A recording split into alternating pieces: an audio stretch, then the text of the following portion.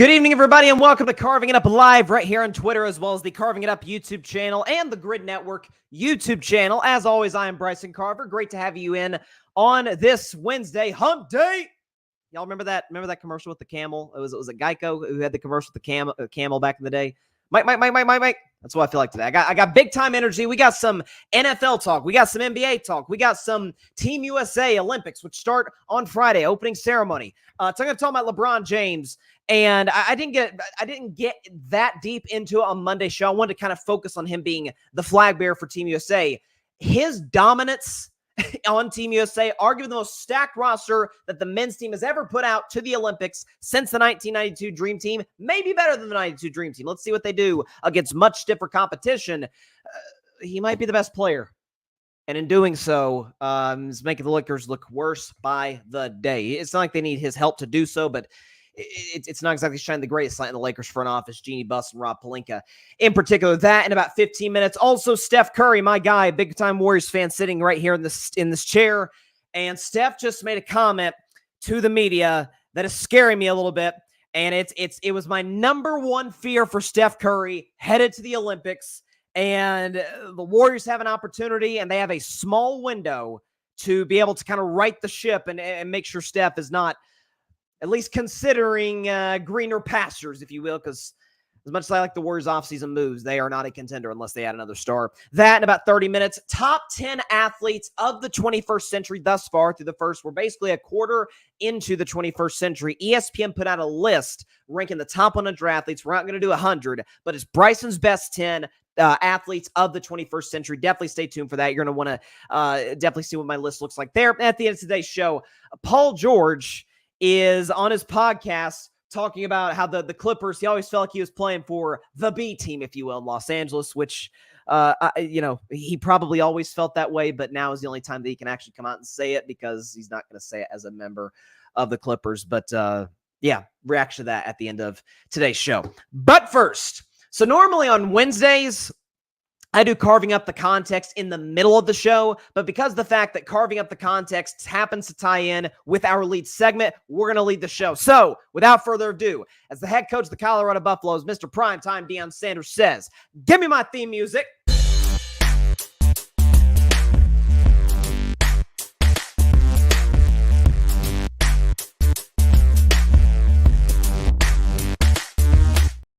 On this week's edition of Carving Up the Context, we're going to be talking about an athletic fan survey. The Athletic, the publication, the sports publication, great subscription platform. They recently polled Dallas Cowboys fans, one of the, safe to say, one of the most tortured fan bases in all sports I know as well as anybody, because I used to be one. I left in 2020 just because of utter incompetence of the front office in Pittsburgh. Let's be honest, the Steelers are the exact opposite. Point is, respect to Cowboys fans who stuck with it, because I sure didn't. But they polled Cowboys fans, The Athletic, and they asked, who's the Cowboys' most overrated player? And from 5 to 1, number 5, Deron Bland with 33 votes. Number 4, Trayvon Diggs with 65 votes. Number 3, Ezekiel Elliott. That was a weird one. 71 votes. Number 2, Micah Parsons at 152 votes. And number 1 is my man, Rain Dakota Prescott, Dak, at 251 votes, almost exactly 100 more than second place Micah Parsons. So Cowboys fans feel that Dak is the most overrated player on the team. And this is obviously utterly absurd, and I'll explain exactly why. A lot of times when I talk about the word value, and I've gotten really worked up over the years, the NBA particularly gets on my nerves with how they change the definition of what an MVP actually means. Sometimes they give it to the best player on the best team, record-wise. In this case, it would have gone to Jason Tatum. It would have gone to potentially the best statistical player. Well, that technically should have been Luka if we're going to be exact about it. Luka would have gotten my vote, or Nikola Jokic. Who has kind of had a combination of the two, but then you'll have some guys that are on average teams. See Russell Westbrook in 2017, see Jokic in 2022. Guys on average teams having incredible statistical outputs, but it's not leading to as much winning as you'd hope. They change the definition every year. So I get really worked up about the word valuable, and to me, one of the primary definitions of the word is this. What's the company before you got there?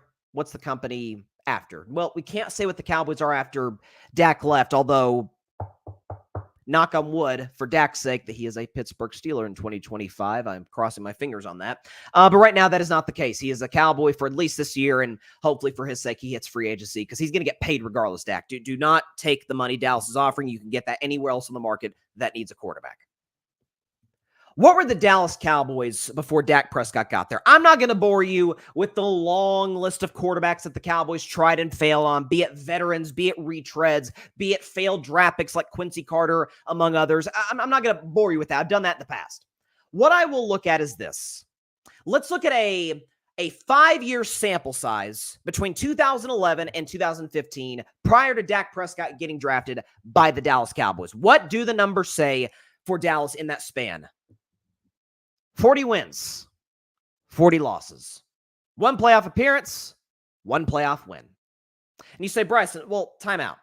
So we know the stretch from 2011 to 2013, they go 8-8 in 3 consecutive seasons. But then they have the big year in 2014, they go 12-4. I think could have easily gotten to the Super Bowl that season. We know the Dez Bryant catch-no-catch game. They certainly got robbed in a major way at Lambeau Field. And then 2015, you lose DeMarco Murray. There's injuries to Tony Romo and Dez Bryant, and the season kind of goes down the toilet. But if you think about 2016, the year Dak Prescott was drafted by the Dallas Cowboys, of course, ascended into that starting role initially because Tony Romo went down with injury in a preseason game in Seattle. Other than Ezekiel Elliott, who was yet another 1,000-yard rusher for the Cowboys, people forget they actually had a 1,000-yard rusher the year before, Darren McFadden, in 2015. Same offensive line, same weapons, almost identical defensive personnel. Coaching staff remained intact, and all of a sudden, no Romo in 2015. You have a bunch of backups, Matt Castle, Brandon Weeding, Kellen Moore, who's now a coach. It was a disastrous season for Dallas. You plug a 4th-round rookie in, and they go from 4 wins to 13 wins, and then number 1 seed in the conference in 2016. Bryson, they're 5-1 with Cooper Rush in the lineup. Glad you mentioned that. Because when you look at the record with Cooper Rush, when you look at the game-by-game basis, the opponents are, they would have beaten almost all of them, if not all of them, with Dak Prescott. Minnesota in 2021, only game Dak missed that season. Cooper Rush was excellent, threw for over 300 yards, actually threw the game-winning touchdown to Amari Cooper in that game. Minnesota missed the playoffs that year. They were an average football team at best. You go to 2022. Dak breaks his thumb in the opener against Tampa Bay. Cooper Rush is slotted in the starting lineup against the Cincinnati Bengals, defending AFC champs, leads into a game-winning drive and a victory in what was probably the most impressive win of Cooper Rush's career to this point, because we know Cincinnati ended up going back to the AFC championship game that season. It was probably quite impressive. Then they play the Giants. They were struggling just to register 20 points against the New York Football Giants, who Dak casually dropped 28 on Thanksgiving Day. You think about the next week against Washington, they missed the playoffs. You think about the next week against the Rams, they were a tire fire. I think they only won 5 games that season. And then they go to Philadelphia, lose. Dak is inserted back in the lineup, and they are the best offense in football statistically in that stretch. Is Dak Prescott a known a known commodity in the postseason? Actually, no, it's up and down. Well, Bryson, he's 2-5. He's had great games in the playoffs he's lost. He's had horrible games. See San Francisco 2 years ago. To me, that was the worst game Dak ever played against the Niners 2 years ago in the playoffs. The defense played well. Receivers got open. O-line did a good job. Dak simply missed throws, did not play well in that game. Green Bay, hang on, Bryson. Green Bay walked into Dallas, and embarrass is kind for what they did to the Dallas Cowboys and Jerry World in that wild card matchup. Did Dak play well? Nope. I hate the narrative, by the way, that has been pushed around since that playoff game. Oh, the moment was too big for him. He had big eyes. He looked over. No, he did not. Did he miss throws? Yes. Was the pick six at the end of the first half disastrous? 1,000%. And I never defended that game by Dak Prescott. What I can tell you is this: he could have played like Patrick Mahomes, and they still would have lost. Dallas's defense, if my notes serve me correctly, they forced 1 punt by the Green Bay Packers. So the idea that it was Dak who ultimately came up the most small for Dallas, no, that actually wasn't the case. You look at some of his playoff losses back to 2016, took Aaron Rodgers, prime Aaron Rodgers, peak Aaron Rodgers, to the wire. Dropped 31 points, threw 3 touchdowns as a 4th-round rookie in that game, had Dallas in position to win before Aaron made a freakish throw on 3rd and 20 to help the Packers win that game. 2018, Cowboys lost the Rams. Dak Prescott accounted for 2 touchdowns, no turnovers, was really good. Not great, but really good. Rams scored 30, rushed for over 200 yards. That's why they won that game. 2021, well, Bryson, he had the interception against San Francisco, was a kind of a roller coaster effort by Dak. Folks forget. 4th and long at midfield, under 2 minutes to go, Dallas down 6. Niners bring an all-out blitz up the middle, around the edges. Dak has to roll back and just fling up a prayer, which ends up being a doesn't get enough credit for this, perfectly thrown ball to Cedric Wilson, who I really liked, by the way. Dallas should have kept him. It goes right through his hands. Could have set them up in a potential goal-to-go situation. Maybe Dallas wins that game, and we feel completely differently about a potential 3-4 or maybe 3-5. The record certainly looks different. I think Dallas goes on to win that football game back in 2021. The point of it all is this. I saw Louis Riddick, who I have immense respect for. I think he does a great job on ESPN. He said he would not bat an eye if Dak Prescott signed a contract that would pay him $65 million a year. Now, I imagine because the internet is what the internet is, and it is an outrage machine, crazy takes are incentivized. I'm not talking about Louis Riddick. I'm talking about anger and outrage, I should say, are incentivized. Oh, how could you? Said the same thing when Dak was going to make $40 million a year prior to his 2021 season when he signed the 4-year contract to stay in Dallas. Now Dak's about the 10th, 11th highest paid quarterback. That's about where he is. I have him a little bit higher, but most people have him around like 10, 11, about the 8th to 12th best quarterback in the league. That's about where most folks have Dak Prescott. Give it 3-4 years, 65 mil is going to be the new 40 mil. The market is going to continue to change. The NFL is going to keep making more money. Thus, the salary cap is going to go up. League revenue is going to go up, and quarterbacks are only going to make more. That's how the game's played. But one thing that I find Dak is not successful in the playoffs.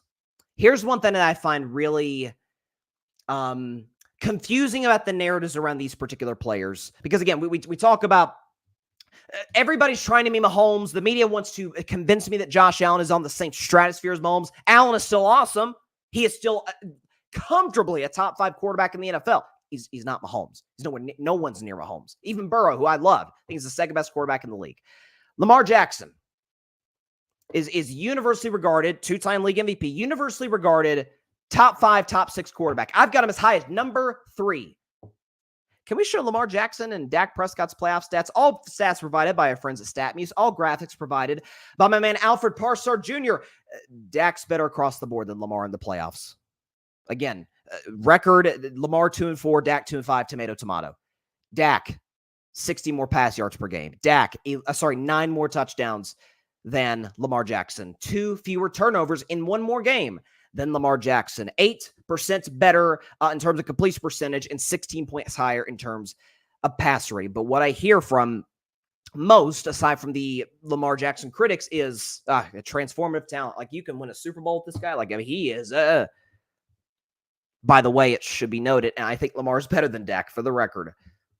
Lamar Jackson has had John Harbaugh, has had stable ownership, has had brilliant front office work. The Ravens are as aggressive year in and year out as any organization in the NFL. They go for it, man. They signed Derrick Henry this year. They signed Odell Beckham Jr. a year ago. They are an aggressive front office. Always great defensively, always put up excellent offensive lines, and put their quarterback, as any sane organization would do, in the best position to succeed. Dak deals in Dallas, where the reality is just a little different, if you might have heard. I was thinking about today. I saw CeeDee Lamb yesterday is holding out of Cowboys camp because he wants to get paid, as he should. And I was thinking, the first thought came to my mind, man, Joe Biden made an elderly Republican look really bad this week. And it's not the one that you think I'm referring to. He can do that by himself. It's Jerry Jones. If Joe Biden can step down from power after 4 years, the most prestigious and most important office in the whole wide world, you're telling me Jerry Jones can't, at the very least, give up his GM duties with the Cowboys? I digress. Constant chaos in Dallas, poor roster construction to the point where I saw Dak was throwing passes in practice to some guy named Dennis Houston. Michael Gallup's gone. It was little production as he was toward the end of his career, and I love Michael Gallup, a great dude, but just wasn't the same dude kind of at the end of in Dallas.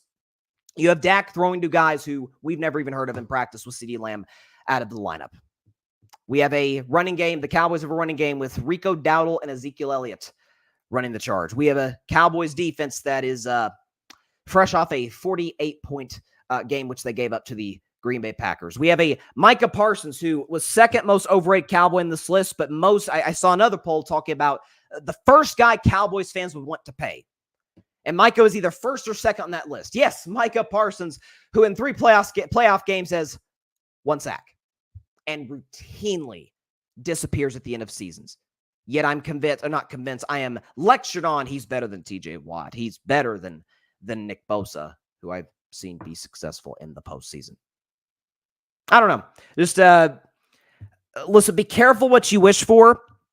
If you're Cowboys fans, if you remember the long string of quarterbacks that Dallas and in the Cowboys front office have struggled on trying to attain post-Troy Aikman retirement, and then they lucked into, let's be honest, Tony Romo as the undrafted free agent back in 2003, and how they lucked into Dak Prescott, who they wasn't even like the third choice among quarterbacks in the Dallas war room back in 2016.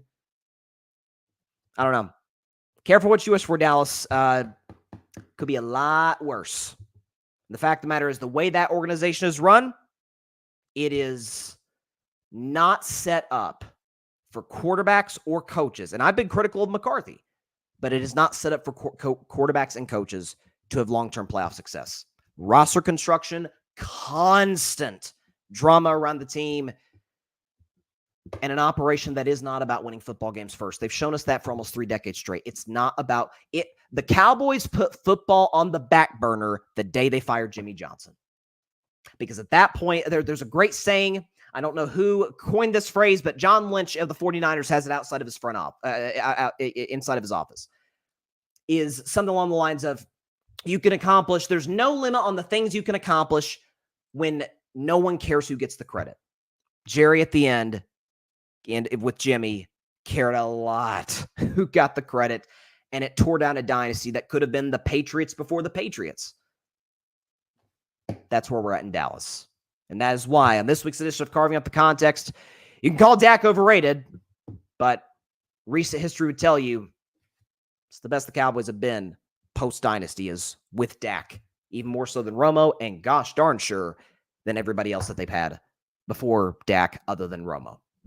Let's look at the comments. EJ Savage, big Cowboys fan here on the Grid Network, Boys in the Zone. Crazier thing is the Cowboys, by media heads, are supposed to not have a top 10 offensive team this year after finishing number 1, number 3, and number 1 the past 3 years. That all correlates to Dak. And it is amazing too, EJ. Again, I don't... People are going to think I'm excusing the playoff game against Green Bay. I'm not. I was critical of Dak the day after. I'm critical to this day. He did not play well at all. People see how the Cowboys scored 32. A lot of that was in garbage time. That was empty calorie stuff. Those essentially might as well not even count. But Dak Prescott was, up until the last week of the season, people were talking about, is he going to be the league MVP? Led the league in touchdown passes. Best touchdown to interception ratio, or second best, I think, to Stroud. Stroud might have had a better TD interception ratio. Second in passer rating. Was tops or close to tops in completion percentage. One of the best quarterbacks statistically with one elite weapon. One. Which is why the fact that the Cowboys haven't got this deal done with CeeDee Lamb is bananas to me. But that's how they do business. See, John, this is where I was going to ignore this, but John just had to get that little dig in there. Rumor has it that the Rockies just scored again. Yeah. For those of you who don't know, I'm a Red Sox fan, and I'm not going to lie, this post All-Star break period has been quite hellish to my Red Sox. It has been brutal. Holy cow! I mean, last I checked, John, it was 20-5. Have they scored again? I mean, John just says rumor has it. It's a rumor that I'm inclined to believe. That 20-7. Okay, the Red Sox tacked on 2 runs at the end. There you go, 20-7 to the Rockies. Come on, man. EJ should have been the MVP. Imagine if he had played all those fourth quarters they sat out. Yeah, you don't say. Yeah, there were some games against the Giants, Commanders. Who's some other teams that they blew out? They blew out Philly, but he finished that game. Oh, no. But, yeah, he sat out. New England was a game where he sat out in the fourth quarter. So, yeah, there was some teams that I think the Rams, he might have sat out in the parts of the fourth quarter. So, listen, you look at a situation where you consider, and this is why I campaigned for him to be MVP until the very end of the season when, yes, with better talent, better coaching, and better structure, but Lamar was obliterating great teams. And so, like, that win against San Francisco was like, I'm like, okay, you got to give it to Lamar for that. I mean, that was insane. So, but you could make a very strong case Dak was MVP. One elite weapon. And the rest, as I call them, or as Bill Parcells called them, and I piggyback off of Coach Parcells, Jags. Just a guy. A lot of Jags out there in Dallas, and with no CeeDee Lamb, it's all Jags that Dak's working with. Ferguson's good. I won't call Ferguson a Jag, but everybody else, Cooks is way past his prime. What is he on, the 7th team? I mean, you have Dennis Houston. You got, who's the kid? Jalen Tolbert. I mean, Rico Dowdle and old Zeke. Tyron Smith left. I mean, come on. It's kind of setting Dak up to fail. I will check your comments in just a second, Patrick. John, Dak is going to look good in a Raiders jersey. Listen, I hope not, because as much as listen, outside the quarterback position, I kind of like some of the moves the Raiders have made. They've got Devontae Adams, who we got to see if he stays or not, if he gets so pissed with the quarterback situation there that he's like, the hell with everything in this organization, I'm out of here. But if you keep Devontae Adams, you obviously got Renfro, you got, what's the kid? Brock Bowers, who I saw play a game live. The kid is a freak physically, and I think he's going to be really good at the next level. Michael Mayer as well. Like, they've got pieces in Vegas, and they've got a defensive coach to be able to shore up that side of the ball in Antonio Pierce. But Pittsburgh, to me, Vegas would be a good fit. If he goes to Vegas, I think they're a playoff team. He goes to Pittsburgh, that's a Super Bowl contender day one. With those weapons, that coach, that defense, well, the division's brutal. Yeah, there's been a lot of quarterbacks who won in tough divisions in the past, too. I mean, Troy Aikman and the Cowboys won a lot of brutal NFCs back in the day. So there you go. Patrick, I wouldn't be surprised if Dak ends up with Sean McVay. They've shown to be aggressive and win now, something to keep an eye on. Well, so here's the thing. If Stafford retires, yeah, I think that's on the table. The problem is I don't know what the Rams cap situation is right now. Because I know they're not paying Odell. I don't know if they're still paying Whitworth. Would they still be paying Stafford? Like, I don't know what their cap situation is to be able to put Dak there. But you put Dak in there with Cooper Kupp, Puka Nacua, and Les Snead, who knows how to draft with the best of them, and Sean McVay, who's a top 5 coach in football. Yeah, that's in the NFC. Darn right, that's a Super Bowl contender. I would love that, by the way, Patrick. EJ, I'd love Adams, Devontae Adams with the star in his helmet. They could use him. EJ. That is a fact. Now, Devontae Adams, CeeDee Lamb, that is a scary 1-2 punch. Now, that elevates the Cowboys in a major way. Just go back to your early comments, Patrick. I saw this, and this just broke my heart earlier today. NBA rejects Warner Brothers Discovery offered renewing deal with Disney and entering new deals with NBC and Amazon. We won't have another panel of guys who truly enjoy working together and make all of us laugh. The nostalgia will always be here for many generations after us. I saw that TNT matched their offer on, I guess it was Monday, and then, or it might have been yesterday, Monday or Tuesday. And then today, about an hour before the show, I see that TNT didn't exactly match the offer that Amazon put out, which, it's a last-ditch Hail Mary effort, but part of me died right there, Patrick. I'm not going to lie to you. Part of me died.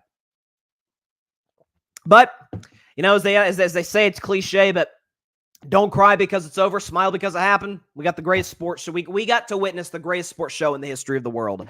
Obviously with the great Ernie Johnson, Kenny the Jet Smith, Charles Barkley, and Shaquille O'Neal. Man, this season's going to hit differently for those guys, for sure. All right. Speaking of basketball, let's transition to that. So I talked about LeBron James being the flag bearer for Team USA on Monday's show and kind of the significance of that, why he was chosen. But I didn't really harp on or get to harp on his utter dominance for this Olympic team. So I put out a list of the top 10 players in the NBA. This was, I think, right before Team USA started exhibition play. I think they played a game against Canada, their first exhibition game, about a week after first week I took off. But the week before that, I did my top 10 players of the league. I had LeBron James at number 6, which I think was higher than most people would put him. Most people, if you look at the list, LeBron is like 8 or 9, kind of in that, certainly in the bottom half of the top 10. I got to see how the Olympics plays out because, for what it's worth, it is exhibition play. But if this keeps up, Team USA does what they're going to do, and that's win gold medal, he's still the best American player as the oldest player in basketball, and that doesn't make sense. LeBron James is responsible, you could argue singularly responsible for Team USA. I saw Chris Mannix put out this tweet that LeBron is singularly responsible for the Team USA not entering the Olympics on a 2-game losing streak, because they're on the verge of suffering the most brutal loss you could imagine to South Sudan, who doesn't even have an indoor basketball court. They almost lost that team as a 42-point favorite. LeBron saves him at the end with the layup with about 8 seconds left, but I thought he wasn't clutch. And then the next game against Germany, a more than formidable opponent. LeBron hits some threes. Hits a 3, then he backs down a defender for Germany, and this absolutely just plays bully ball to the bucket, gets the deuce, and that essentially wraps it up for Team USA to finish 5-0 in exhibition play. But I could not help but thinking is 2 things watching LeBron doing what he's been doing for Team USA. On one hand, with respect to the Jordan crowd, and again, I know I say I don't want to engage too much in the GOAT discussion until LeBron's done, but gosh, it is really tempting not to just say, this guy's I don't know if I can emphasize this enough. He's the oldest player in the league. He's going to be 40 in 5 months. And he's the best player on arguably the best Team USA roster ever. On a roster, maybe I can put it into context this way. On a roster full of obviously number 1 options across the board, LeBron, KD, Steph, Anthony Edwards, Embiid, guys like that. Basketball, these guys are going to play the easiest 1 month of basketball they've ever played in their lives since high school. Because all the defensive attention is not going to one singular guy or 2 guys. It's, hey, who takes the last shot? Whoever's open. I mean, that's what made the Warriors when they back in 2017 and 18 so darn dangerous. Is you had Steph, Clay, Kevin Durant to be able to get you in and out of offensive sets. On a team where offense is easier for these players than it's ever been since high school, LeBron's putting up the best output. And by the way, he's followed closely by his partner in crime in Los Angeles, Anthony Davis, which transitions me to my next point, because I'm about to show a graphic right here. That the first thing I think of when I see LeBron doing is, good God, this is insane. The second thing I see is, God, the Lakers are incompetent. Can I put up this list? These are the major statistical, accounting stats, if you will. We could put this up for the best players on Team USA. LeBron leads them in points. Anthony Davis leads them in rebounds. LeBron leads them in assists. Anthony Davis leads them in blocks. Anthony Edwards, not a Laker, leads them in steals. LeBron leads them in field goal percentage. 63% is insane. LeBron's shooting 63% and leading them in points and assists. So all the 6 major statistical categories, a Laker is leading 5 of the 6. LeBron's got 3. Anthony Davis has 2.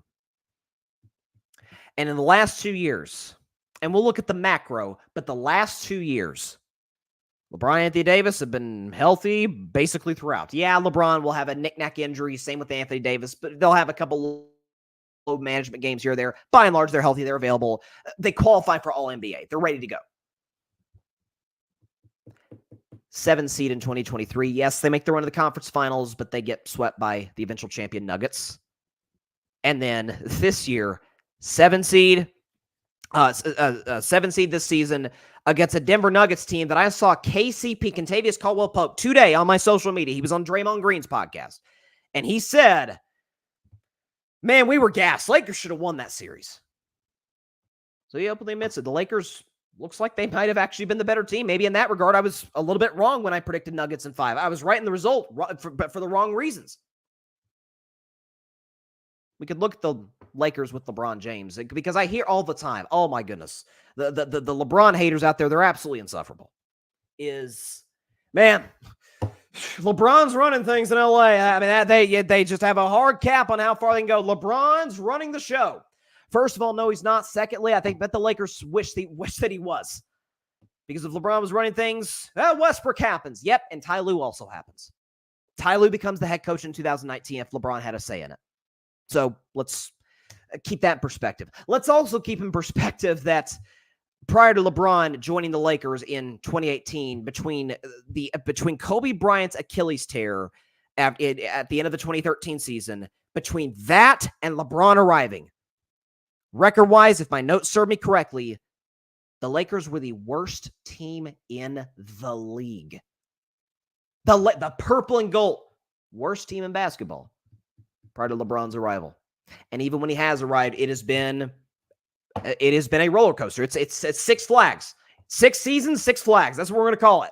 Lakers in the LeBron era. First year, they go 37-45. Now, LeBron did get that hurt that year, but that was a team that should have gotten to the playoffs in the Western Conference. The Clippers with Patrick Beverley and Danilo Gallinari should not have gotten there. Point is, next year, hey, they win the whole darn thing. So you cannot say the LeBron Lakers era was a failure. You got a title out of it. But the next year, there's injuries to LeBron, Anthony Davis. They go down in round 1. The next year, they trade for Russell Westbrook, which was a disastrous move, missed the playoffs. The next year, they make some mid to late season tweaks at the trade deadline, make the conference finals, get swept. The next year, first round exit. And as I've said often on the show, I can make a case that we think of the Lakers as this, glamour franchise of American professional sports. Lakers, Cowboys, Yankees, the glamour franchises, tier 1 in terms of merchandise sales, of recognizability, value around the world. Lakers are absolutely 1,000% in that tier. And I can make a case that the Cleveland Cavaliers did a better job as a front office in terms of putting real legitimate contenders around LeBron James than the Lakers did. And that is including, by the way, 7 years of nonsense by the Cleveland front office in which LeBron was carrying garbage rosters to 60 wins a season and got them to the finals at 23 years old back in 2007. But 2015, prior to the injuries, that was absolutely a contender. Many think they would have beaten my Warriors in the 2015 finals. 2016, they did. LeBron was awesome. So was Kyrie Irving, and the ancillary pieces followed along. 2017, go back and look statistically, LeBron, Kyrie, and Love were all better in the 17 finals than the 16 finals. The problem was they ran into the greatest team ever assembled. Steph, KD, Clay, Draymond, still in his prime, Iguodala, Kerr, the whole bit. Now, 2018, I don't think the Cavs were contenders, but I can argue that the Cavs, in 11 years that LeBron played for them, were only contenders 3 of those years. But the Lakers, it's been even less. Now, yes, I get that less time, but obviously 2019-20, they were top-of-the-line contenders, ended up winning the whole darn thing. And that's about where it ends. You can make the case 2021, but every team has an injury-riddled season. That happens. I mean, see, Golden State had 2 injury-riddled seasons. It happens all the time in professional sports. But I cannot help but watch this. And LeBron has to be thinking in the back of his head, you've got to be kidding me. Anthony Davis is crushing it in exhibition play, and you know reason to believe that he won't do so come Paris. I'm crushing. I'm leading in 3 major statistical categories: points, assists, field goal percentage. Best player on the team. And the team I play for, we are swept out of the Western Conference Finals, and then gentlemen swept by the same squad who loses to a team with Rudy Gobert on it. And that's where the Lakers are at today. It goes back to what I said when J.J. Redick was hired. I think J.J. Redick's going to be an excellent coach. I believe that to my core. I just don't think the Lakers will give him the leeway to be that way. I don't see any reason why with another first-round exit, or dare I say maybe the Lakers missed the playoffs. They've done it twice since LeBron's been there. That he's not like, because he's got the opt-out in the second year, he's going to basically sign one-on-one contracts for the rest of his career. That he doesn't say summer of 25. Okay, I'm kind of hitting a brick wall right now, or hitting a hard ceiling in terms of what we can do. I don't trust Pelinka. I don't trust Jeannie Buss.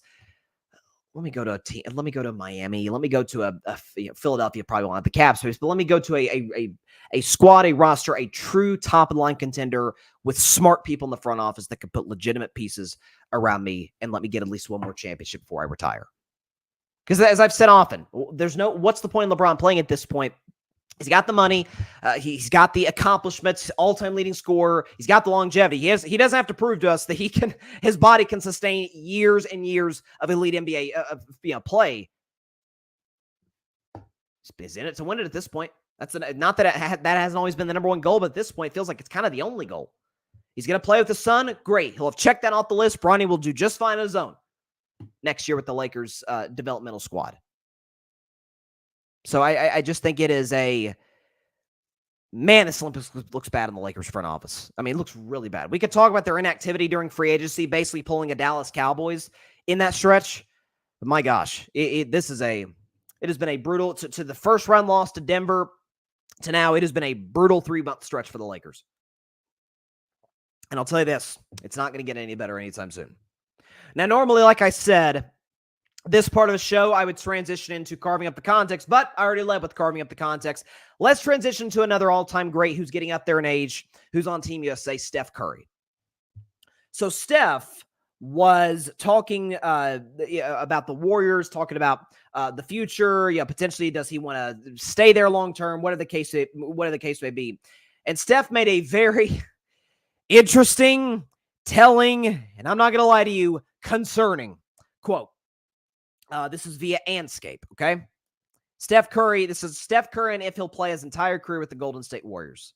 Quote, I'll continue to make the decisions that are best for me and for my career. At the end of the day, I want to win. And Steph also talked about, this is his full quote, it's tough, right? I've always said I want to be a Warrior for life. At this stage in my career, I feel like that's possible. And you could still be competitive. It doesn't mean you're guaranteed the championship. It doesn't mean winning. Winning is always a priority, but obviously you're realistic. It doesn't mean that it's going to happen if you stay the course. You need to shake things up and keep reimagining what it looks like to evolve with what the league is at right now, with where some of those talented teams are right now. I'm taking it one step at a time, to be honest. I think that's the only way that will protect my happiness. Also, it allows me to enjoy being myself when I'm out there playing, and I'll continue to make the decisions that are best for me and for my career at the end of the day when it comes to just the imagination.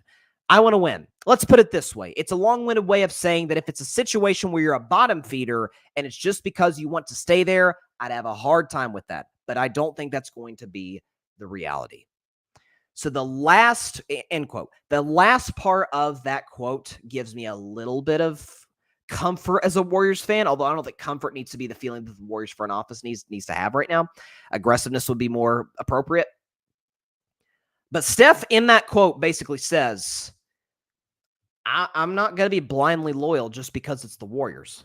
I'm the greatest player. Not Steph would never say this, but I'm the greatest player in the history of this franchise. I've delivered 4 championships. I've delivered an organization that was one of the jokes of the NBA, not only to relevance, but to one of the greatest dynasties we've ever seen in the history of the sport.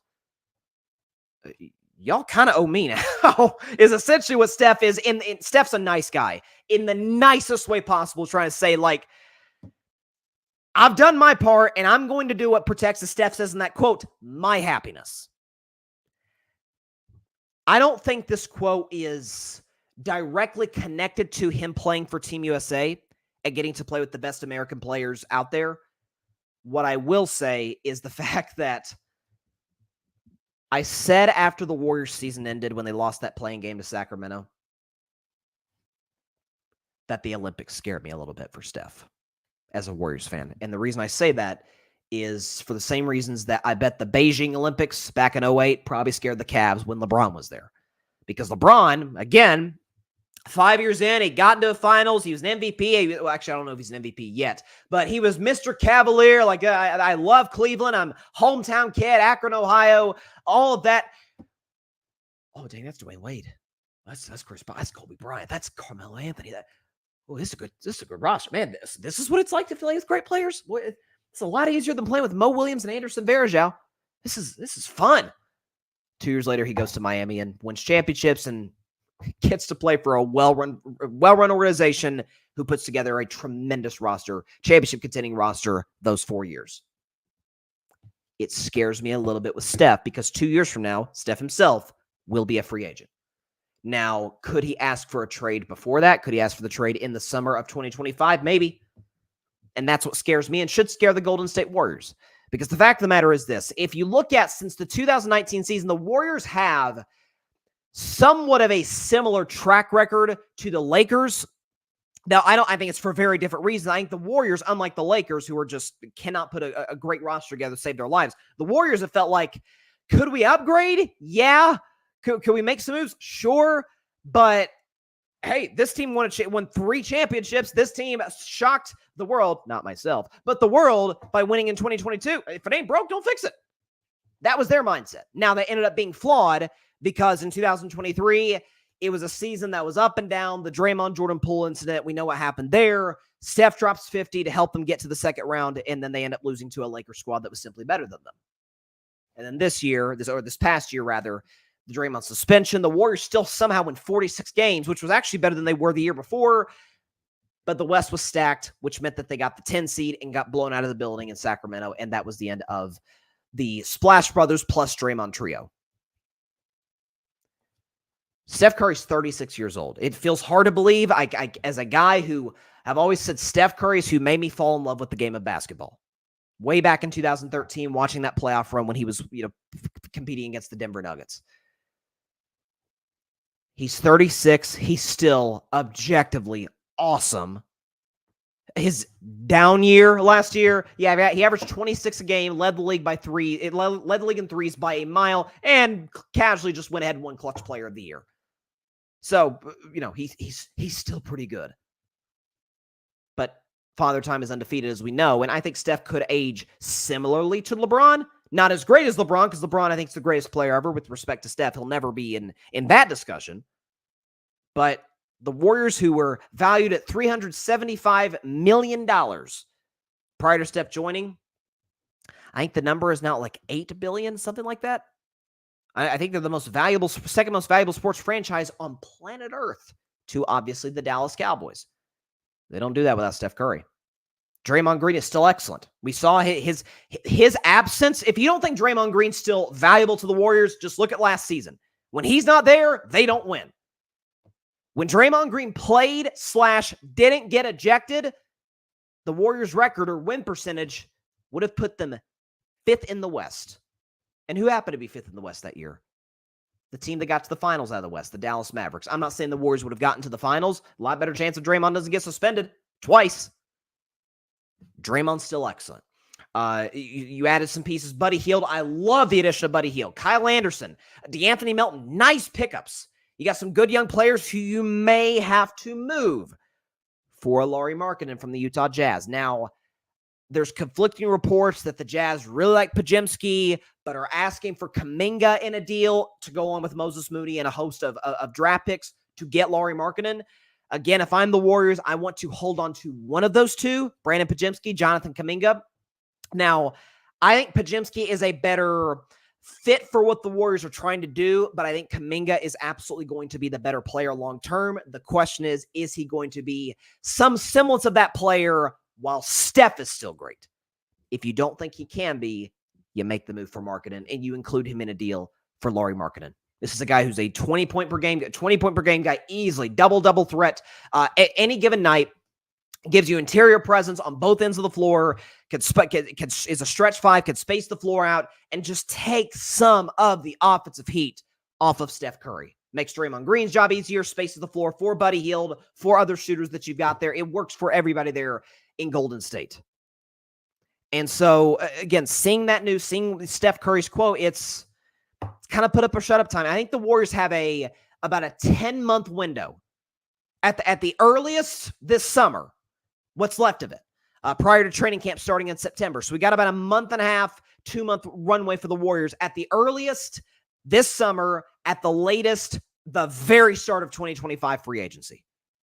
That's the window the Golden State Warriors have in my mind. I don't have any sources telling me anything. I have nothing there. This is just personal speculation. They've got to put a championship roster on Steph Curry, or he's going to be like, I'm one of the greatest players ever. I'm still really good, and they're not. As great as I am, I still need help.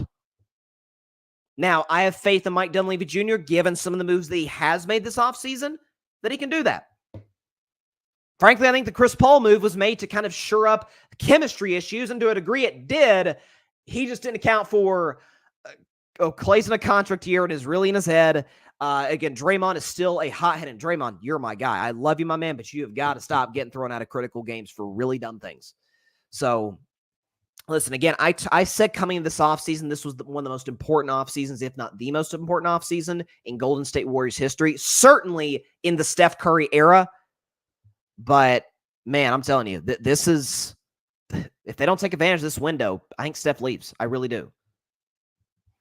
Listen, you can get Lauri Markkanen. I mean, listen, in a perfect world, Golden State adds Markkanen. I think they're a real contender out of the West. I'm not saying they win the Western Conference. Again, Oklahoma City, I think, is absolutely the class of the West right now. Dallas isn't going anywhere. Minnesota, I trust Ant. I just don't trust Cat, and I certainly don't trust Rudy Gobert. Again, you got some other. Denver got worse this offseason. As great as Jokic still is, they got worse. So I think the Warriors can potentially win the Western. If they can win it in 22, they could certainly win it in 2025 if they had Lauri Markkanen, preferably keep Kuminga or Podziemski.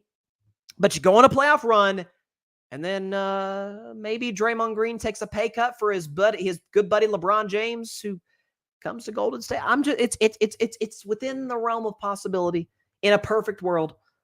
But we don't live in a perfect world, so I don't know. Patrick, Steph ripping his jersey was a tall tale sign. Writing has been on the wall since. So if the ripping jersey game you're referring to is when, I don't remember how many points Steph dropped. It was like 45 or something. When the Warriors and Lakers played that double overtime game, Steph hit what should have been a game winner. I forget, Draymond or somebody fouled LeBron, who hit clutch free throws at the end. And Steph ripped his jersey after the game. To me, I don't think, Patrick, that was the, like, oh, whoa, that wasn't it. It was the moment there was a big game, and I did a 20-minute segment on it. When Draymond Green, this was a late season game against the Magic, the Warriors were just scratching and clawing to hold off the Houston Rockets just to get that last play-in spot. Playing against a very good Magic team on the road, and 4 minutes into the game, Draymond Green gets tossed. And it angers Steph to the point where tears are coming down his face. He's trying to hide the tears, but he's visibly emotional. He is pissed. He hits a dagger shot. The Warriors end up winning that game. And Steph does a very emphatic, night-night celebration, goes to the bench, and then just goes full on, killing Mbappe on the chair, kicks it over. And that to me was wow, okay, that's been bottled up there for a while. The Lakers-Warriors game is one thing, Patrick. I think the Magic game was a far greater, like, oh my God, he's crying? So this has been, sometimes you're irritated with the person. You are in a situation where they are just really pushing your buttons. And I'm not saying this is Draymond with Steph. I think this is just all the situation. It's a kind of the straw that broke the camel's back. And eventually everybody has a breaking point. And I think that was Steph's breaking point. It's kind of like a year ago or 2 years ago when everybody was on Jordan Poole's side. Oh, Draymond punched him. Listen, and I've never defended Draymond punching Jordan Poole. I prefer you not punch a teammate at practice, although Jordan stands seem to disagree with me. That's beside the point. But if you notice Warriors body language, Warriors front office decisions they made, they knew, yeah, we need Draymond. We don't need Jordan Poole. And there was a game against Memphis, not to bore the audience because I'll move on to the next segment, but there was a game against the Grizzlies where the Warriors are holding on to a late lead. Like Steph misses a shot, Clay gets the offensive rebound, kicks it back out. You got a new shot clock. Jordan Poole, Steph's like, hey, let's slow it down. Let's run something here. Jordan Poole instead tries to jack a bomb from Steph range, bricks it, And Steph is so pissed off, he literally gets thrown out. He throws a mouthpiece into the stanchion and gets thrown out of the game, a close game. And so, like, Steph's a nice guy, but Steph is human just like everybody else. Steph is a dog just like every other great athlete, and Steph is a breaking point just like any other person. Patrick says the Magic game has built up with emotion. Steph just had to get it out. Listen, we all have a breaking point. Now, I prefer Draymond Green if that's the way, his breaking point tends to come more or quicker than most. Just don't take it out and punch somebody unprovoked. And y'all know Draymond's my guy. All right, so I saw this while I was off, and I wanted to save it for today's show because it's Bryson's Best 10 Day. It's Wednesday. It's hump day. When ESPN put out a list recently, they ranked the top 100 athletes of the first 25 years of the 21st century. So from 2000 to 2024, who are the 100 best athletes of the 21st century? And so I looked at the list. I was like, okay, this is interesting. I agree with some of the names. I disagree with others. And so I'll give my list. I will say that I'll go and read ESPN's top 10 from 1 to 10. Their top 10 athletes of the 21st century. They went Michael Phelps, Serena Williams, Lionel Messi, LeBron, Brady, Federer, Simone Biles, Tiger Woods, Usain Bolt, Kobe Bryant. That was their top 10. And so I saw that. I was like, okay, it's a good list. There's some I disagree with. There's athletes I'd put in the top 10 that they didn't put in the top 10. And so I'm like, this is a discussion. This is a topic perfectly suited for Bryce's Best 10. So if we can go get the background music going right here. Let's go and do this segment.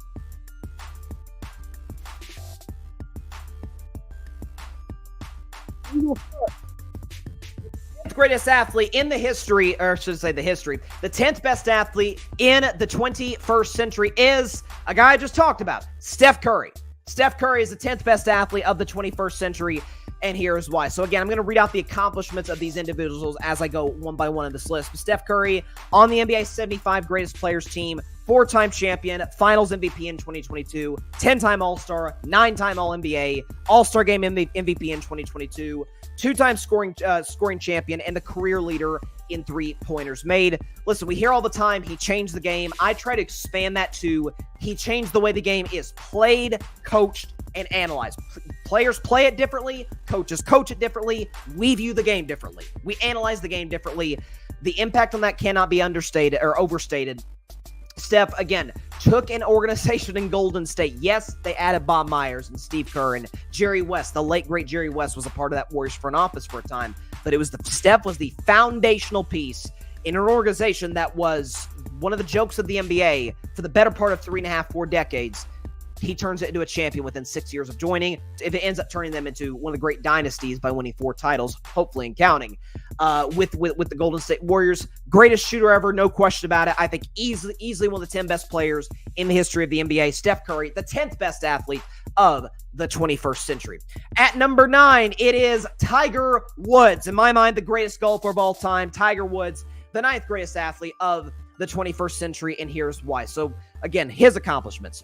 13 major wins, most of any player during that span. 11 major wins as the number 1 golfer, which is 9 more than any golfer all time. And this is maybe the craziest one to me. Tiger Woods was ranked the number 1 golfer in the world for 281 consecutive weeks. Like that's the kind of stuff that you're like, okay, so great we're debating who's second. That's where we're at with Mahomes right now in the NFL. That's where we're at with Steph Curry among shooters. That's where we're at with Gretzky in hockey. Again, Tiger Woods isn't the GOAT in golf the way Gretzky is in hockey, where it's just a ridiculous gap. But amongst his peers, love Phil Mickelson. It's kind of like Josh Allen. Love Josh Allen. He's not Mahomes. Love Phil Mickelson. Great clutch putter. He's not Tiger. And the thing that to me, Tiger would be higher on my list. I think ESPN had him at number 7. Tiger would be higher on my list, but one key criteria I put into this is longevity really matters to me. Being great late into your career matters to me. And the injuries with Tiger, not all were self-inflicted, but some of the off the course stuff, if you will, were self-inflicted and did hinder what could have been what was already a ridiculous streak of incredible golf, what could have gone even further into his career that ended up going. But Tiger Woods, his legend cannot be overstated. The 9th greatest athlete in the 21st century. At number 8, Kobe Bryant wrote a song about him.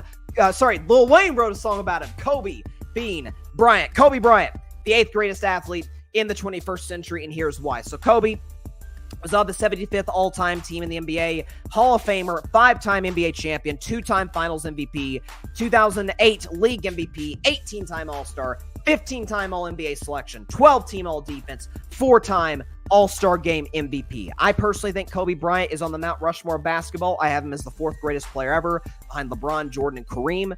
Again, top 5 all-time in scoring. Was a guy who, prior to the Achilles tear, was still well into his 30s, arguably a top 5, inarguably a top 5 player in the NBA, wins 3 straight titles with Shaq. Last team to three-peat was the Lakers between 2000 and 2002. Shaq leaves, Kobe's a solo show, then he gets Powell, then he wins 2 more titles and goes to another finals in that span. You talk about sustained greatness, you talk about just a work ethic that defies logic. Tim Grover, who trained both Michael Jordan and Kobe Bryant, said that Michael was a great hard worker in the sense that he would push himself as much as he possibly could in a smart way, in a way that's you're conscious of your body. Kobe did not. Like Tim Grover, with this, there's a great book he wrote, Relentless. It's a fantastic book, highly recommend it. Where Tim Grover was talking about how he would literally have to say, Kobe, stop. You're actually hurting yourself, pushing yourself too hard. Again, the Mamba mentality, he will always live in the history of sports in terms of his legend, what he did on and off the floor. Kobe Bryant, the 8th greatest athlete in the 21st century. At number 7, it is Lionel Messi. Lionel Messi, the 7th greatest athlete in the 21st century, and here's why. So, his accomplishments are extensive, as all of these people are. 10-time La Liga champion, 7-time Copa del Rey winner, 4-time Champions League winner, 6-time Champions League top scorer, 17-time FIFA Pro World 11, World Cup winner, 2-time Copa America winner, 2-time FIFA World Cup Golden Ball winner, 8-time Ballon d'Or winner, record goal scorer for Barcelona and Argentina. Again, sustained greatness. There was a sense that when he lost in 2014 in the World Cup, that it was like, oh, that was Messi's last shot. The fact that he was able, at his advanced age of his career, to help Argentina get to the final in 2022, and not just get them to the final, score 2 goals in what was an insane World Cup final between Argentina and France that Argentina was able to win at the end on penalty kicks. This is a guy, again, sustained greatness. The accolades speak for themselves. The rivalry between him and Ronaldo has been extensive. I think it's fair to say, certainly with the World Cup title a couple of years ago, the debate between Ronaldo and Messi pretty much got solved for good. Doesn't diminish Ronaldo, but Messi is the greatest soccer player in the modern era. Pele would certainly have a great case before that. But Lionel Messi, the 7th greatest athlete in the 21st century. At number 6, let's go to tennis. It is Roger Federer. Roger Federer, the 6th greatest athlete in the 21st century, and here's why. 20-time major champion, 369 majors wins, 8 Wimbledon titles, which is the most by a male all-time, 103 tour singles titles, which is the second by a man in the Open era. Again, this goes into kind of what I'm saying with how I went into this sort of ranking list, what the criteria that I employed. Sustained longevity. This is a guy who didn't retire very long ago and was still winning Opens constantly. Again, the accomplishment says it for himself. Dominant, across the pond in Wimbledon. Was one of the greatest tennis players of all time. You could argue maybe the greatest male tennis player of all time. You could certainly make that case. Roger Federer, the 6th greatest athlete in the 21st century. At number 5, you can make a case, best or second best Olympian that we're going to be sending to Paris this week. It is Simone Biles. Simone Biles, the 5th greatest athlete in the 21st century, and here is why. So Simone Biles, 7-time Olympic medalist, tied for the most by an American gymnast. 4 Olympic gold medals, which in 2016 tied by the most by a female gymnast in a single Olympic Games. And this is an interesting stat that I find insane. It shows her dominance as the greatest gymnast of all time. Since winning her first national title back in 2013, Biles has gone undefeated in all-around competition in every meet she has competed in. In the words of the great LeVar Ball, what would LeVar say about Simone Biles? I'm undefeated, never lost. Never lost in any meet all time. She is, again, I'm not as educated on gymnastics as others will, but from what I've heard from others, my sister, who's a big-time Simone Biles and gymnastics fan, has talked about the fact that they literally name moves after Simone. Again, sustained greatness. Again, she's 27 years old, but that's actually, I didn't know this, pretty old for gymnasts. For her to be able to come back, we know what happened in Tokyo in 2020, or not Tokyo, or yeah, actually it was Tokyo in 2021. She was dealing with a lot of mental health stuff. She comes back stronger than ever, as great as ever, and is leading a very young Team USA gymnastics team, potentially to even more gold medals. Simone Biles. Mrs. Owens, who's the haters have called her the greatest gymnast of all time. Let's dub her that way, Jonathan Owens. The 5th greatest athlete in the history of the 21st century thus far. At number 4, just talked about him today on the show as well. It is the King, LeBron James. LeBron James, the 4th greatest athlete in the 21st century, and here is why. On the 75 all-time greatest players team, NBA's all-time leading scorer, 20-time All-Star, 19-time All-NBA selection, 6-time All-Defense, 4-time League MVP, 4-time Finals MVP, 4-time NBA champion, and 3 times he has been the All-Star Game MVP. This is a guy, when we talk about longevity, in modern American team sports history, only Tom Brady can say, yeah, I did that. I matched that level of sustained dominance. LeBron is the oldest player in the league. That's not hyperbole. He is literally the oldest player in the sport of basketball. And he's the best player in Team USA. Steph Curry's there, Kevin Durant's there, Anthony Edwards, and Anthony Davis, and Embiid, and Anthony Davis. He's the best player on the team. 39 years old. 39 years old. All-time leading scorer. Just came off of a year 21. This is freakish. Where he averaged 25, 8, and 7. And shot 50% from the field and a career-high 41% from three-point range. Keep in mind, LeBron went to 8 finals in a row, which has not been done since the Bill Russell Celtics, if they even ever did it back in the pre-merger era. Again, this is a guy who can do just about everything at an elite level. He's the jack of all trades. Can score at an elite level, can distribute at an elite level, can rebound at an elite level if he commits to it, can defend, not in the way he used to, but prime LeBron James, we remember, should have won a Defensive Player of the Year back in 2013. Again, there's certain dudes, there's certain athletes where you say their name and their greatness is almost self-explanatory. There's certain people in sports, out of sports, where you say one name and you know who they are. Oprah, LeBron, like that's, you get to that status, you are a legend. LeBron James, the 4th greatest athlete of the 21st century. At number 3, it is the greatest quarterback of all time, at least for the moment. Mahomes may have something to say about it soon. Thomas Edward Patrick Brady Jr. Tom Brady, the 3rd best athlete of the 21st century. And here's why. So I have said this for years on Carving It Up Live, that Tom Brady is the greatest athlete in the history of American team sports. It is that simple. Again, Gretzky played in Canada for a time, so I almost don't even count Gretzky. If we're talking strictly American athletes in, mostly American-dominated sports, Tom's the GOAT. Not just of quarterbacks, not just of NFL players, but of American team sports. The guy is pretty much unimpeachable. Okay, we talk about Tom's accomplishments. We'll go and read them off for you. 7-time Super Bowl champion. That's a record. 5-time Super Bowl MVP. That's a record. 3-time league MVP. 2-time NFL, a 2-time Offensive Player of the Year.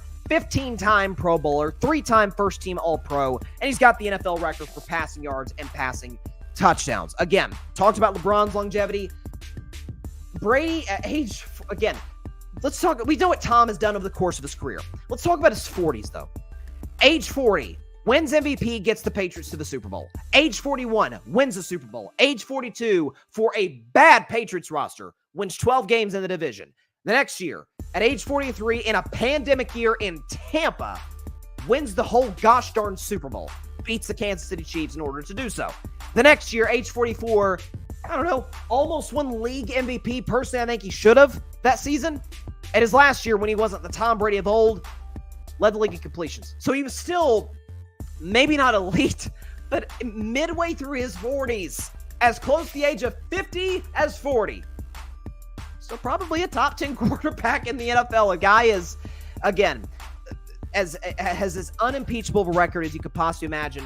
As great as LeBron's longevity is, and it is unheard of. Tom Brady is the only guy on planet Earth who could say, yep, I did that too.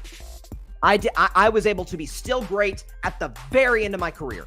Tom Brady, the third greatest athlete in the 21st century. At number 2, it is Serena Williams. In my mind, the greatest female tennis player of all time. Serena, the second greatest athlete in the 21st century, and here is why. By the way, did a great job hosting the ESPYs as well. Serena, 23-time major champion, which is second most by any player all time. She's got the women's record, 365 major match wins, 73 career titles, are fifth most by a woman in the Open era. Again, longevity. Again, we talk about somebody who, at her peak, very Tiger-esque. If we're going to talk individual sports, very Tiger-esque, where at her peak, the debate was who's second. Yes, she had the rivalry with Maria Sharapova, and they went back and forth. They had their rivalry. Serena, more often than not, got the upper hand in those matchups. But to me, the greatest accomplishment of Serena Williams' career, I don't know, I think it was 2016 or early 2017? I can't remember which. The Australian Open. Serena Williams wins that title carrying a child, carrying her daughter. Okay, so we talk about Jordan's flu game. We talk about, again, basketball examples, Isaiah Thomas's bad ankle game. We've seen valiant efforts by injured athletes. Willis Reed in the history of American sports. There's injured, and then there's pregnant. Okay, so what Serena did in that Australian Open all those years ago, to me, was easily her crowning achievement. As dominant as she was, that to me was like, wow, that was insane. Serena Williams, second greatest athlete in the history of the 21st century thus far, through the first quarter of the 21st century. And that leaves number 1, and my number 1 is the same as ESPN's number 1. Put him up there. Michael Phelps, the human fish, if you will, is the greatest athlete thus far of the 21st century, and here's why. So he is, as far as I'm concerned, the greatest Olympic athlete ever. Look at his resume. He's got a record. He's a 28-time Olympic medalist. He's a 23-time Olympic gold medalist. He's got the most gold medals as well at a single Olympics when he won 8 at Beijing in 2008. Again, there's part of what makes Phelps so great is, listen, all these athletes have work ethics, certainly Phelps included, but when your body was, might as well have been designed by God himself. Like, Michael Phelps was put on this earth to swim. They've done studies on this, the way his feet are shaped, the way his arms, his wingspan, the whole bit. The guy was, at his peak, an athletic freak. Again, we talked about 8 gold medals in one of the most dominant Olympic runs we've ever seen at the Olympics in Beijing, China, back in 2008. Again, I cannot emphasize this enough, 28 medals, 23 of them gold. The guy was a surefire lock. He was going to take home some golds for Team USA. If every other sport wet the bed, you knew Michael Phelps was not going to. He was going to dominate in every way, shape, or form. The guy was, as, again, in my mind, the greatest athlete of the 21st century was Michael Phelps. There you go. So ESPN had their list. Again, most of the athletes that they put on there, the one athlete that ESPN had on that I did not was Usain Bolt. Usain Bolt would have been my around like number 11. Again, the man, he was the fastest man in the world. Like, what, it's hard to keep him out, but I put Steph slightly above him in terms of impact, in terms of, again, Steph plays a team sport. Usain Bolt's sport, just like Serena's, Tiger Woods, Michael Phelps, their sports are, it's on you. It's you dictate your own success, whereas in team sports, basketball, football, baseball, hockey, soccer, it's water polo. I mean, you have to be great yourself, but also rely on others. And it wasn't like Steph Curry was drafted by the Lakers in the 80s and got Kareem Abdul-Jabbar as a teammate. Guy was drafted to a junk organization and turned it into a dynasty. I mean, that's pretty. And by the way, is the thing I said about Steph when he broke the 3-point record a few years ago was Steph is now on a very short list of discussions or arguments or topics, whatever you want to call it in sports, where we don't even bother debating it. It's a waste of time to debate it. Jordan and LeBron, we're going to be debating that till the cows come home, till Jesus comes back. Brady and Mahomes, that very soon could be a very legit. Brady's still pretty comfortable in that GOAT spot, but 5 years from now, he may not be. That will be a spirited debate once we get to that point. I can't wait to have it on my show. But greatest shooter of all time, we don't even bother. That doesn't diminish Reggie Miller, Ray Allen, Klay Thompson, Damian Lillard, Kyle Korver, among others. But we don't even bother. It's pretty impressive. So that's why Steph was at number 10. But to go back over my list, Bryson's best 10 athletes of the 21st century from 10 to 1. At number 10, Steph Curry. Number 9, Tiger Woods. Number 8, Kobe Bryant. Number 7, Lionel Messi. Number 6, Roger Federer. At number 5, Simone Biles. Number 4, LeBron James. At number 3, Tom Brady. Number 2, Serena Williams. And number 1, Michael Phelps. So there you go. Bryson's best 10 right there. It's good to be back doing that segment. All right. Last segment before we get out of here, because I did see this and it did give me a chuckle. Paul George, who, listen, I think we have too many NBA podcasts.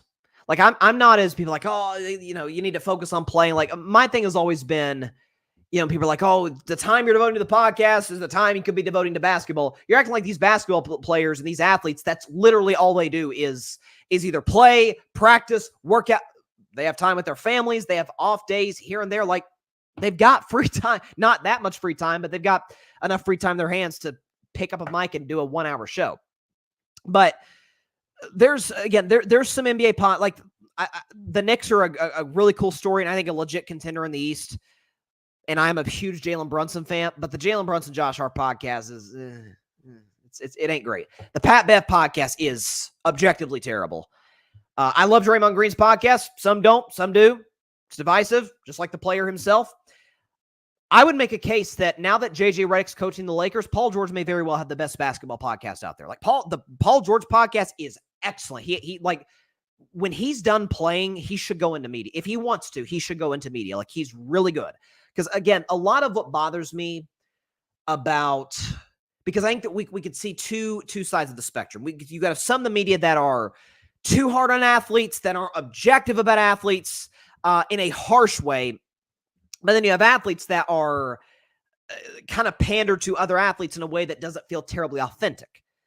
I love McAfee. But at times he can border on that. Paul George does it. Paul George asks questions. I'm like, hey, dang, that's a good question. I think I would have asked that. Not that I'm like the barometer, but I think Stephen A. Smith would have asked that. Any good interviewer would ask another NBA player certain questions. And Paul really gets these guys to open up. And that, to me, getting true, real answers out of the person you're interviewing shows you are good at what you do. So I just want to give Paul George a major shout out for that. But he's talking on his podcast recently, and I thought it was really interesting. So he left the Clippers, wanted to come back by all accounts. He's an LA kid. He played at Fresno State. He's an LA kid, and they didn't want him back. So Paul George was talking about, the Clippers and, sort of the vibe you get from playing there. And he had a quote that I found fascinating. Okay. So this is what Paul George said about playing at the Clippers. Quote, I think initially coming back to LA, that was home when I first came back to LA, but it's not the same love. Back when I was in LA, they were like, man, you should have been a Laker. That's all I was hearing. It wasn't, oh, welcome to the Clippers. We happy to have you, in LA, but you should have been a Laker. I'm on the B team. That's how the vibe and the love felt, end quote. So that is, maybe that should be the new nickname for the Clippers, is the B team. So listen, back on my very first show in 2019, I made a great pick or a great long-term prediction on my very first episode of Carving It Up back in 2019. And I made a very bad prediction. I started great, ended poorly in terms of predictions, because my very first segment I ever did in the history of Carving It Up was that Dak Prescott was clearly better than Carson Wentz. That aged quite well. But at the end of the show, I did my NBA season predictions because the season was going to start the next day. And I said the Los Angeles Clippers would win the 2020 NBA title. And I defended that all throughout the season, all throughout the COVID break, all throughout the bubble, until they pulled off the greatest choke job, I believe, in the history of the NBA playoffs by blowing a 3-1 lead to the Denver Nuggets. And the reason, you're like, Bryson, you just going to skate over the Warriors in 2016? That, to me, is not as bad as what the Clippers did. Because in Game 5, they led by 15. In Game 6, they led by 17. In Game 7, they led by 12 and lost all of the games. Kawhi came up small. Paul George, love him. Gets too much pushback for people to act like, oh, he's horrible in the playoffs. Guy's not James Harden. The guy consistently, by and large, the only Clippers appearance in the Western Conference Finals in their history was not led by Kawhi Leonard. It was led by Paul George. He did that with the help of other guys. Reggie Jackson was there. They had, I think Terrence Mann had a big Game 6 against the Jazz in the second round. Paul George got them there. Kawhi helped them, get to the point where Paul George could take the mantle, but Paul George took them to the conference finals back in 2021. He took the Indiana Pacers, who had some pretty average rosters in the Eastern Conference, to 2 conference finals and pushed the Heat pretty far back in, this would have been 2013 and 14. So Paul George, I've always been a big defender of the guy.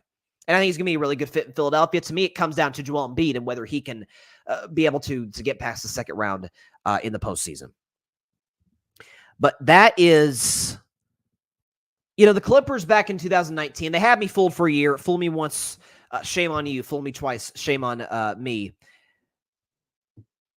That first year they had me fooled. Never had me fooled again.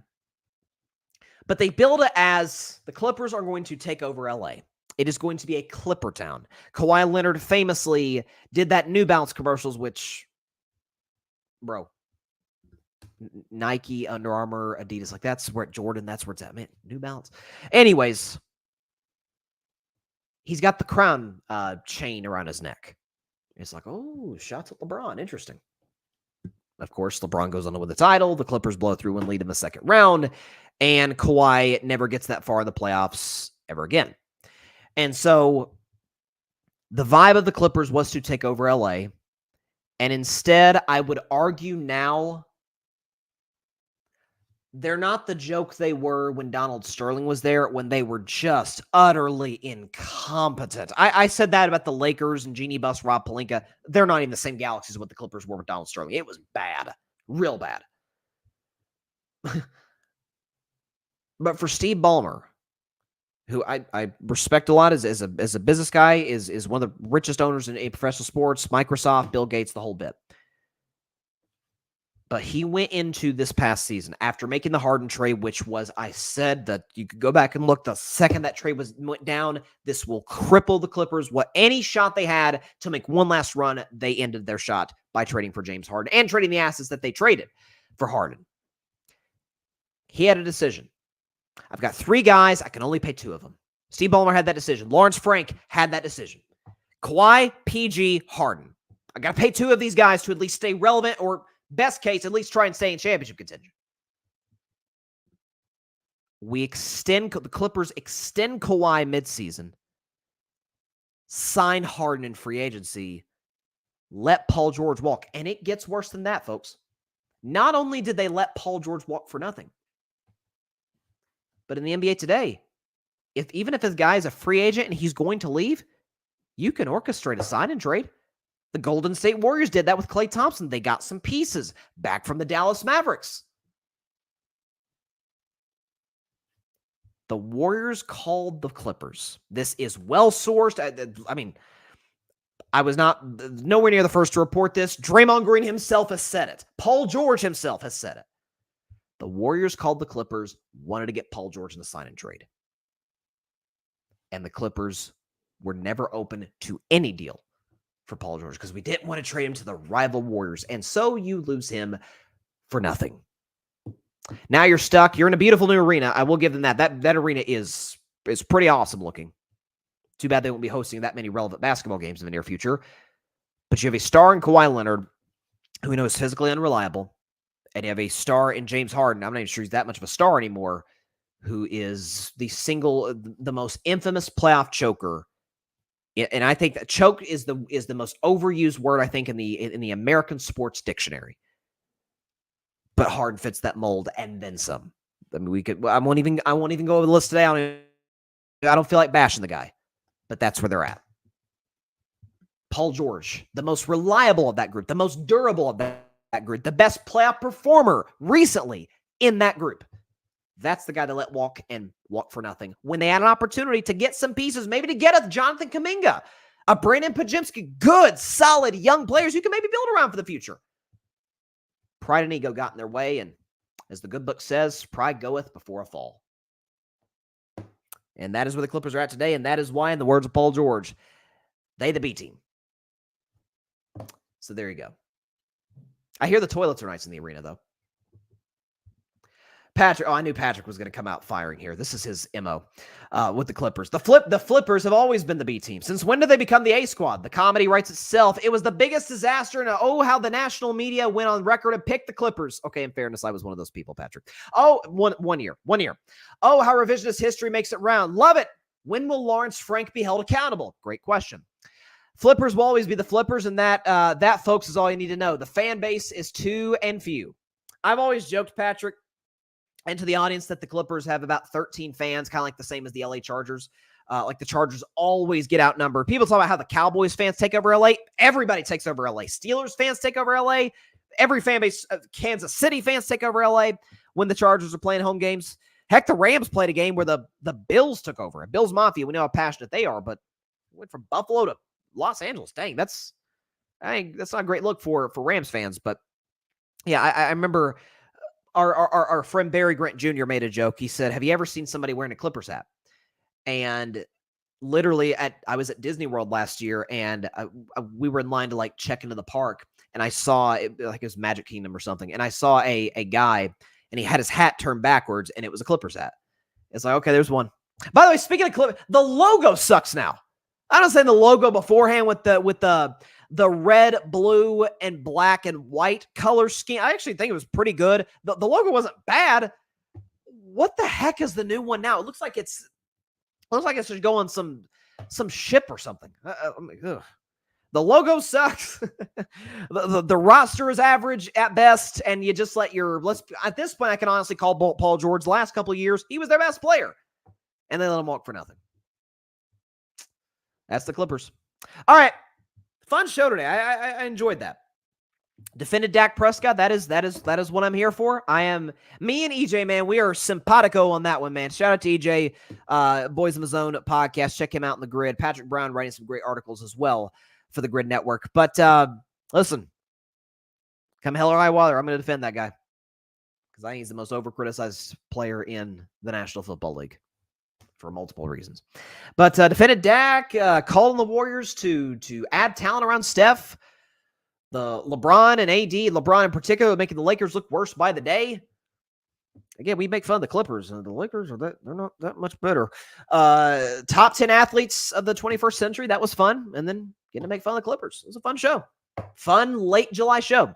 And by the way, the Olympics start this weekend. Listen, the Harbaughs say it best. Who's got it better than us, baby? Nobody.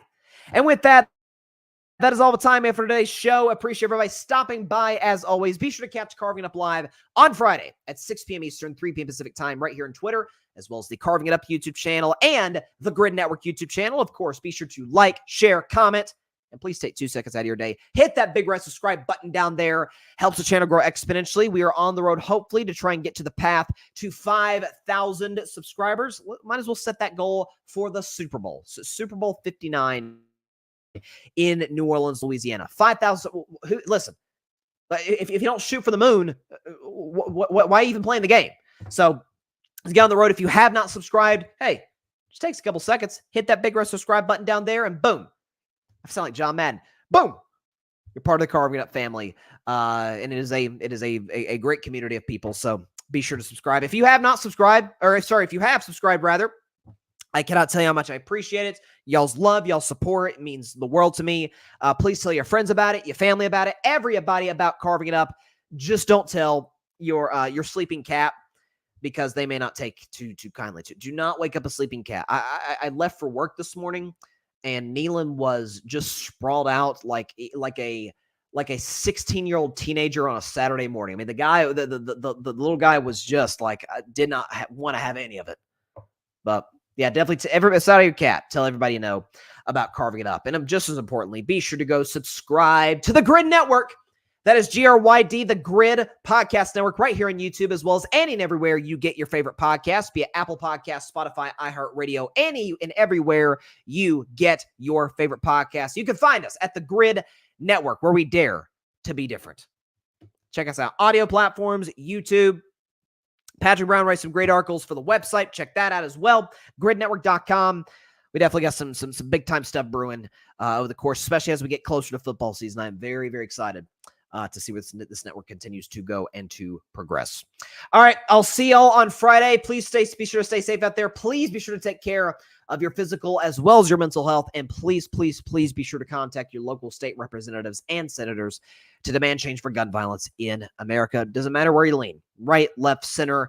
This is an issue that impacts every single one of us every single day in this country. And no matter what anybody on either side of the aisle tries to tell you and gaslights you on, oh, it's not a problem. Oh, there's only one solution to the problem. Both are not true. Both are BS. It's a huge problem that it needs a number of clear, nuanced solutions, common sense solutions to solve it, to fix it, to address it. So especially this being an election year, man, let's keep that in mind, you know, voting for the candidates that we choose to vote for with our God-given, or, you know, our right as American citizens to vote in this country. All right. Like I said, fun show. Really enjoyed it. Thanks for the discussion in the comments. I enjoy it as always. Shout out to everybody who did. And we'll see you on Friday. Stay safe out there. God bless y'all. Peace out. 20 runs to the Rockies, really? Thanks so much for watching the show on YouTube, and be sure to go click that big red subscribe button and check out the other clips and full shows from Carving It Up Live, as well as our other incredible content creators here on the Grid Network.